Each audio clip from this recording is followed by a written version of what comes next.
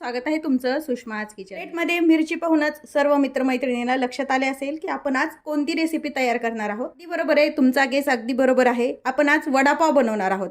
त्यासोबतच वडापावची चटणी पण बनवणार आहोत. अगदी झणझणीत कशी चटणी तयार करायची ते पण तुम्ही पहा.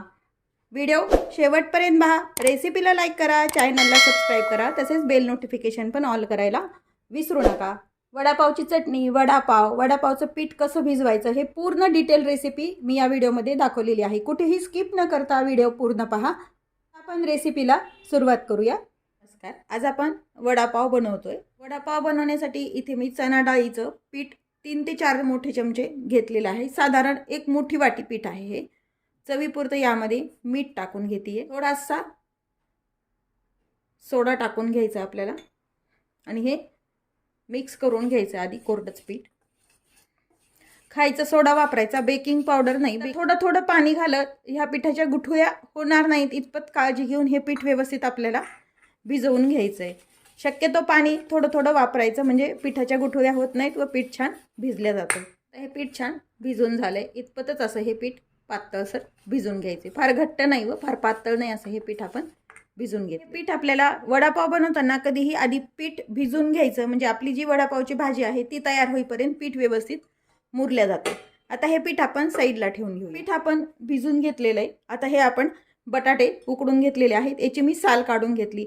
फार जास्त बटाटे उकडून नाही घ्यायचे, शक्यतो कमीच उकडायचे आणि एकदम कडकही नाही आणि एकदम असे गिजगा होतील इतपत हे उकडायचे नाहीत. आणि हे असे तोडून घ्यायचेत आपल्याला हाताने.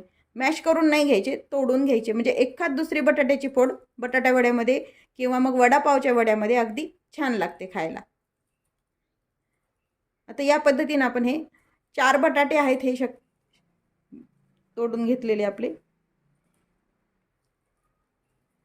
आपण तोडून घेतले आहेत. जास्त जर बटाटे उकडले गेले तर हे एकदम पातळसर मिश्रण तयार होतं. हे या वडापावला किंवा वड्यापावचे वडे बनवताना किंवा बटाटा वडा बनवताना याच पद्धतीने हे बटाटे उकडले गेलेले पाहिजेत. आता हे तोडून घेतलेले आहेत आपण सर्व बटाटे. आता आपल्याला बटाट्याची भाजी तयार करून घ्यायची. त्यासाठी इथं मी कढई गरम करायला ठेवलं. गरम झालंय. यामध्ये थोडीशी मोहरी टाकून घ्यायची.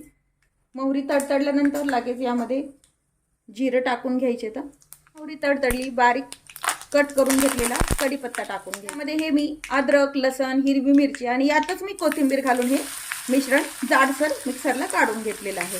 1-2 मिनिट हे परतून घ्या. प्रमाण तुम्ही तुमच्या आवडीनं कमी जास्त करू शकता. 4 ते 5 मिरच्या मी यामध्ये हिरव्या टाकलेल्या आहेत. अर्धा चमचा हळद, हिंग टाकून घ्यायचं आणि पुन्हा एकदा हे 2 मिनिट परतून घ्यायचं. गॅस बंद करून घ्यायचा आता आपल्याला. हे जे तयार केलेलं मिश्रण आहे, जे आपण बटाटे कुस करून ठेवले होते, यावरती हे टाकून घ्यायचंय. यामध्ये आपल्याला चवीपुरतं मीठ टाकून घ्यायचंय आणि हे जे बटाट्याच्या भाजीचं मिश्रण आहे हे व्यवस्थित मिक्स करून घ्यायचंय. हे मिश्रण आपण चमच्याने मिक्स केलंय. थोडंसं हाताने पण एकजीव करून घेऊया. फक्त यातल्या बटाट्याच्या फोडी मोडणार नाहीत इतपत काळजी घ्यायची. फार मॅश करायचं नाही याला. आता हे भाजी आपली तयार आहे वडे बनवण्यासाठी. तर हाताला आपल्या तेल लावून घ्यायचं आहे आणि याचे तुम्हाला छोटे मोठे जसे हवे तसे तुम्ही याचे असे वडे करून घ्यायचे. फार जाड नाही व फार पातळ नाही असे आपल्याला हे वडे तयार करून घ्यायचे. आपण वडापाव बनवतो त्यामुळे शक्यतो वडापावचे वडे हे चप्पट असतात. बटाटे वड्याला हीच भाजी पण गोलसर वडे तयार करतात. आता असे वडे आपण काही तयार करून घेऊया. आपण इथं थोडे वडे तयार करून घेतलेले आहेत. वडे तळण्यासाठी कढईमध्ये आपण तेल गरम करून घेतलेलं आहे. वडे तळायच्या आधी आपण ह्याच्यात थोडेसे आपण भजे काढून घेणार आहोत त्याची, कारण आपल्याला याची चटणी पण तयार करायची व्यवस्थित. जशी वडापावची मार्केटला चटणी मिळते तशीच ही चटणी आपल्याला तयार करून घ्यायची. त्याच पिठाचं थोडंसं आपण यामध्ये मिश्रण तळून घ्यायचंय. आपण व्यवस्थित खुसखुशीत होईपर्यंत भुगा तळून घेतलाय. बाहेर जेव्हा वडे तळतात त्या साईडला जेव्हा पडतं हे साईडचे भजे, त्याचंच हे चटणी बनवतात ते, पण आपण हे थोडंसं आधी तळून घेतलंय. आता हे एका डिशमध्ये काढून घेऊया. तुम्हाला जेवढी हवी तेवढी तुम्ही चटणी त्या प्रमाणात हे भुगा किंवा भजे काढून घ्यायचे. तर पण चटणी बनवण्यासाठी जे भजे काढून घेतले ते थंड होऊ द्यायचे आणि मग मिक्सरमध्ये काढायचे. तोपर्यंत या बॅटरमध्ये आपण हे वडा टाकून घ्यायचा एक व्यवस्थित त्याला पीठ कोट करायचं आहे. चमच्यानी किंवा मग हाताने अलगद ह्या तेलामध्ये सोडून द्यायचे. तेल व्यवस्थित तापलेलं पाहिजे. एका वेळेला जास्त न सोडता 1 किंवा 2 तेलाच्या आकाराने तुम्ही यामध्ये हे वडे टाकून घ्यायचे. तर आता आपण एका वेळेला 2 वडे यामध्ये टाकून घेतोय. साईडला जे आपलं पीठ पडतं त्याचे पण आपण पुन्हा भज्यामध्ये ते जे काढलेले भजे आहेत त्याच्यामध्येच त्याची चटणीला वापरणार आहोत. आता व्यवस्थित हा वडा आपल्याला तळून घ्यायचा आहे. होताना मी हळद टाकलेली नाही आहे. एखाद्या वेळेस सोडा आणि हळद जर एकत्र झाली तर लालसर पण आहे तो वड्याला, त्यामुळे मी हळद टाकली नाही. जर तुम्हाला हळद टाकायची असेल तर ती तुम्ही टाकू पण शकता. हे आता एका साईडनं तळून झालंय, दुसऱ्या साईडनं तळून घेऊया. छान कोटिंग आलंय आपल्या वड्याला अगदी सोड्यामुळे. आता हे मीडियम हीटवरती व्यवस्थित आपल्याला तळून घ्यायचं आहे. साईडचा भुगा आपला तळून झालाय, हे काढून घेऊया. ज्या पहिल्या आपण भुगा तयार करून घेतलेले आहेत भजे चटणीसाठी त्यातच हे काढून ठेवणार आहे मी. आपले व्यवस्थित तळून झाले दोन्ही साईडनं, पाहू शकता तुम्ही. आता हे एका जाळीवरती आपण काढून घ्यायचे. तर